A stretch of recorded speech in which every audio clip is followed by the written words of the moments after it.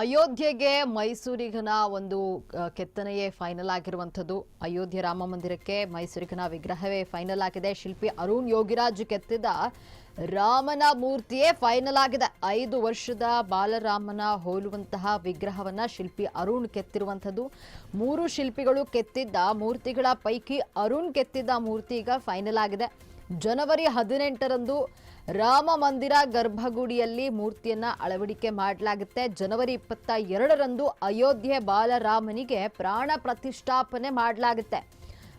ಏನು ಬಾಲರಾಮನಿಗೆ ಪ್ರಾಣ ಪ್ರತಿಷ್ಠಾಪನೆಯ ವೇಳೆ ಗಣ್ಯಾತಿ ಗಣ್ಯರು ಭಾಗಿಯಾಗಲಿದ್ದಾರೆ. ಪ್ರಧಾನಿ ನರೇಂದ್ರ ಮೋದಿ ಸೇರಿ ಗಣ್ಯಾತಿ ಗಣ್ಯರು ಭಾಗಿಯಾಗಲಿದ್ದು ಇಂದಿನಿಂದಲೇ ಪ್ರಾಣ ಪ್ರತಿಷ್ಠಾಪನೆಯ ವಿಧಿವಿಧಾನಗಳು ಆರಂಭವಾಗಲಿದೆ. ಇನ್ನು ಅಯೋಧ್ಯೆ ರಾಮ ಮಂದಿರಕ್ಕೆ ಮೈಸೂರಿಗನ ವಿಗ್ರಹವೇ ಫೈನಲ್ ಆಗಿದೆ. ಶಿಲ್ಪಿ ಅರುಣ್ ಯೋಗಿರಾಜ್ ಕೆತ್ತಿದ ರಾಮನ ಮೂರ್ತಿಯೇ ಫೈನಲ್ ಆಗಿದ್ದು 5 ವರ್ಷದ ಒಂದು ಬಾಲರಾಮನ ಹೋಲುವಂತಹ ವಿಗ್ರಹವನ್ನ ಶಿಲ್ಪಿ ಅರುಣ್ ಯೋಗಿರಾಜ್ ಕೆತ್ತಿದ್ದಾರೆ.